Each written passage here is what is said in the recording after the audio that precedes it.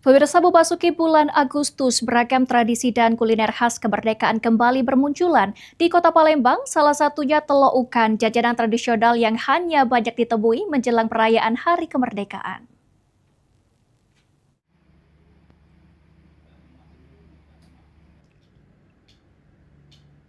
Salah satu pembuat telok ukan adalah Amintoro Ristiani atau dikenal dengan Cek Amin di Jalan Syekh Abdul Somad, Lorong Kapuran, Kecamatan Bukit Kecil, Kota Palembang.